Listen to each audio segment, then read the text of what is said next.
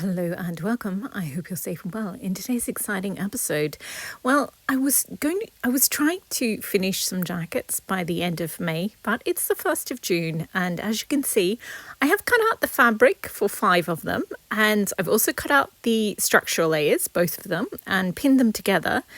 But some of them require red thread, some of them require dark thread. So yeah, this is a sewing vlog. I just faff about with my fabrics. It's perfect.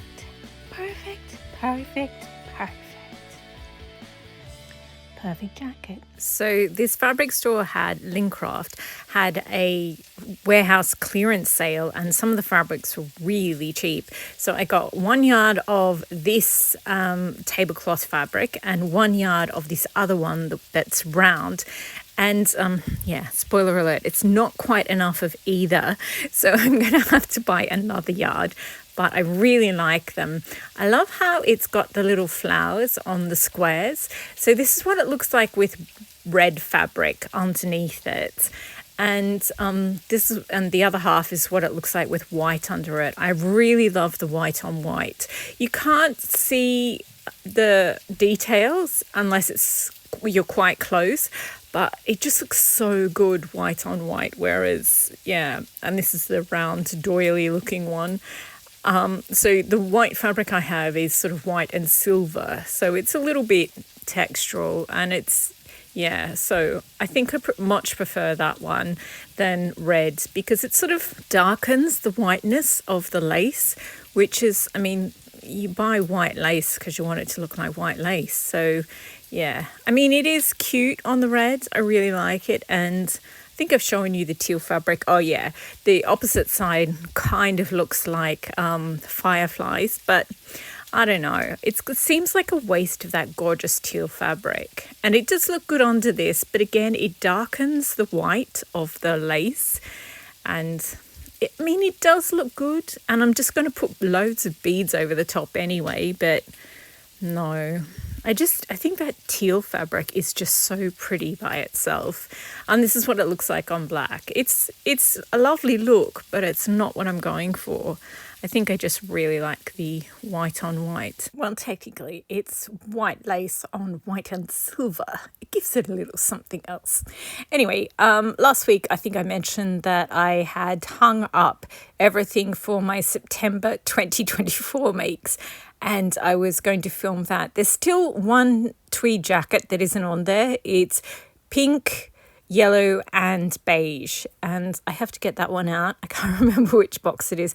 Oh, and this is me showing you the layer cake skirt that I made. This was September last year, was the You've Got Mail month, and there's some really, the main character daisies are her favorite flowers. So there's a vintage dress with red daisies on it, and there's a couple of other things that I was working on at the time. And the background noise at the start of this video was me cooking my dinner, and then I took a break and I ate my dinner, and it was delicious. So just meat and veg, quite boring I guess, but delicious nonetheless. So this is my fake grass, and this is the cheaper one. So it's the black base that it's on is thin enough to cut through. So I'm going to cut through do a couple of rows, then cut, then a couple of rows and then cut, and use it as a garden path on the jackets that are for the cottage garden ones. I think, maybe, I don't know. Or maybe I'm doing some faux flower jackets with, big fabric flowers. I think maybe they'd look better in the background of that. I'm not sure, but I'm really glad I bought it anyway because it's just so pretty. And this is me showing you the jackets. So there's 3 red ones. I don't know why I bought that fabric, and 2 dark green suiting fabric. And this is me just showing you, because I get a lot of questions what's the difference between netting and tulle. Tulle is what you make a bridal veil out of, and it's really floaty and light. If you throw a little bit up in the air, it sort of just floats and gradually makes it down, whereas netting is very robust and it keeps its shape, so it's really good as a structural layer. It's also, because it's basically plastic, it's also much lighter than if you use the English suit making method or tailoring method, you use something called horsehair canvas. And it's this thick cotton fabric, unbleached, and then they glue bits of horse's tail to it to strengthen it. And it is robust, it does provide structure, but also it's quite heavy because you sort of put layer and layer in different parts around the suit. So it just sort of depends. For a female figure, in my opinion, the Parisian method is best, just because you don't want to be carrying around all that weight. But I mean, the Savile Row suits do look amazing. So it's just what look you're going for and what amount of weight you're prepared to carry, really. So these are me showing you all the fabrics that I'm going to work on this month. I've divided them into thread colors. So some of them are going to use red thread, some are going to use dark thread, some are going to use beige thread. The cow one, what I'm going to do is make out of black netting, I'm going to make a jacket, a base jacket, and then I'm going to drape the cow fabric over it. So the base jacket for the cow jacket will be black netting, and then I'll just drape the cow fabric. I was going to, because kilts are just one big long set piece of like 6 feet or 6 meters of tartan, and I was going to do the same type of draping and folding for my Scotland jacket or Edinburgh jacket, but the cow, it's directional. So I'm going to have to cut it in half, and the front will be one half of the fabric and it will be draped, and the back will be the other half of the fabric and it will be draped, but the cows will be in the right direction. So I do have to make one cut, and also the centre front, obviously I'll have to cut that. But yeah, I still like the idea. Conceptually, it's the same idea. And this is the quilting cotton I bought that because it looks like fireflies to me. I love it so much. And I bought enough to make a simple dress and a tiny little bolero. I don't know if I'll bead the bolero or just make it plain. So I don't know. It's very cute though. And it's going to look very 1960s twin set sort of thing. And these are the ones with that I'm going to use beige thread. Not last December, but the one before, I got all this thread that was on sale, and it's just those small rolls. And I've still got loads of different colours. So I'll go through the hassle of doing, using each of the different colours. Normally I just use either beige thread or black thread or dark, like a charcoal colour. And I don't bother, because when you're making tweed jackets, tweed is such a loosely woven thing. You can't really see the thread. And it's just a few seams that you machine, so everything else is done by hand. And I've got a whole different set of threads for hand sewing. I match the hand sewing threads to the jacket perfectly, but the long seams, I sort of do whatever. And this is the bee fabric that I was telling you about last week. The bees are adorable. I think they're so cute, but the flowers I don't like. So I'm either going to do sequin flowers or put fabric flowers over the top. So I've divided everything up. These two fabrics I'll set aside because the fireflies fabric, I'll do a whole episode where I make the dress and one where I make the jacket. And with the Highland cow fabric, I'm not cutting that up yet. I have to make the base jacket first. So I'll set these aside. This is the tartan from Linton Tweeds. They hardly ever make old-fashioned tweeds like this that look like tartans. And I just think it's beautiful. So there's enough there to make 2 boleros or 1 Chanel style jacket. I think I'm going to make 2 boleros, and one's going to have sort of mauve and scarlet beading, and the other one's going to have that olive and khaki. And this is the fabric that I'm going to do the vertical garden beading on. And I think I really want to do these big long stringy bits of beads that look like grass, but I wasn't sure whether you could wear it. But I think I figured it out how you could do it. There's just certain, the front and center, obviously you can't really do that on the back, but I think if you just sort of stick to certain parts of the jacket, I think I figured out how I can do it. And then these are all the ones that are going to have dark thread, and they're just beautiful florals with a black or a navy or a dark base. I've got enough for one more of that fabric, and I am going to make another bolero out of it because it was just so much fun to work on those other two.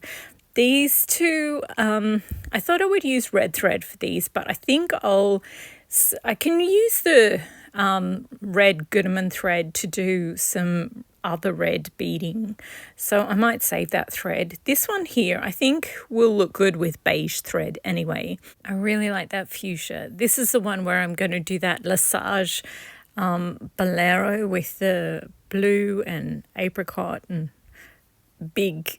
It's going to have a mix of faux fabric, like fabric flowers, as well as sequins, and just going to be totally bling. And I remembered then I still haven't used my watermelon fabric. I bought this because there's 3 yards of it, and I bought it because I wanted to make 3 different jackets. One that has green beading, dark green beading, one that has teal beading, and one that has pink and red beading. And there were going to be 3 Chanel jackets. That's why I needed 3 yards or 3 meters of fabric. But I could make the most beautiful dress out of it. And then I could wear it with all the boleros that I'm making this month, because it just goes with everything. Like, I've got those beautiful green fabrics. I've got the strawberries. I've got the other pink one. Oh, the other pink one is going to be my Let Them Eat Cake one. And there's this little picture of Hello Kitty with a guillotine. And it says, "Eat the rich." It's so cute. So I'm thinking about doing that image on the back of the the pink Paris jacket.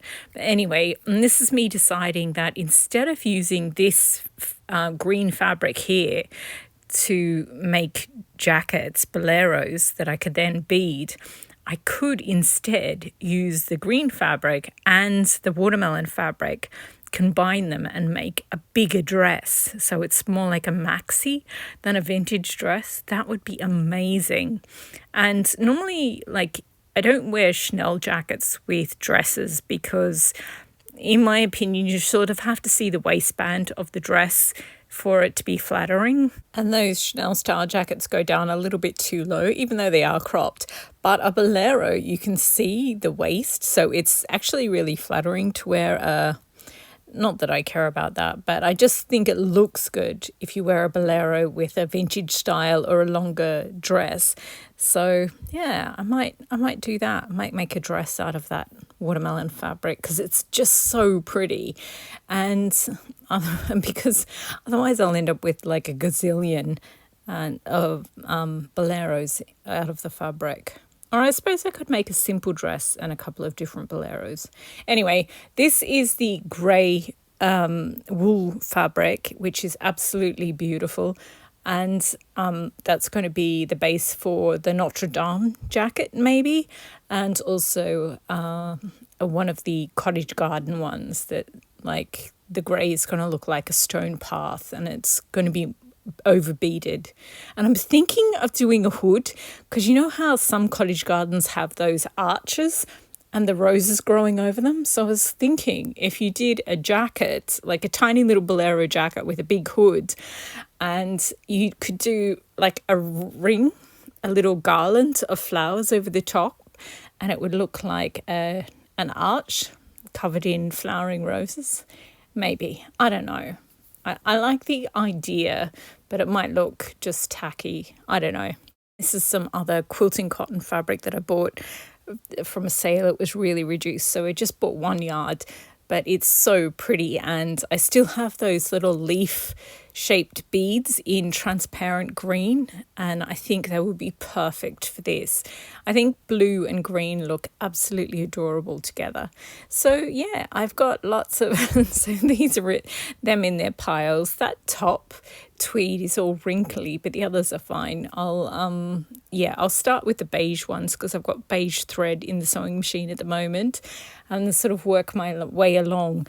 It's going to take a while. I think I'll cut out a couple of jackets and then cut out all the structural layer, then pin them together. Oh, and this is me remembering that I also wanted to do a chandelier beading jacket on sequins, on the brown sequins. So I've added that to the thread, dark thread pile as well.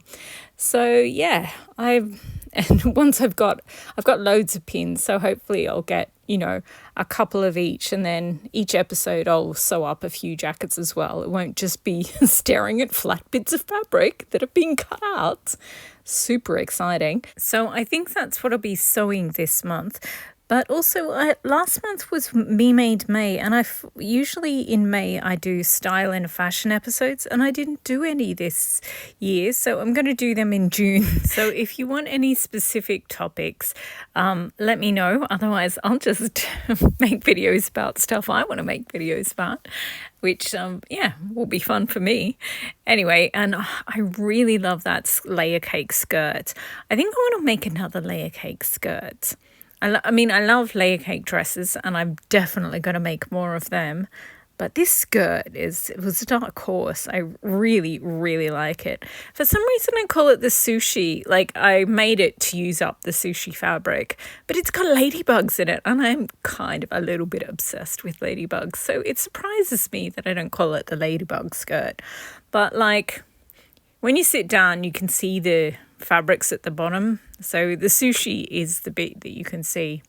So it is still called the sushi layer cake skirt. But anyway, that's it for this episode. Thank you very much for watching. I suppose it was my June sewing plans, very casually. I was supposed to be finishing these jackets in May, but there's only 24 hours in a day. Anyway, thanks again for watching, and happy sewing.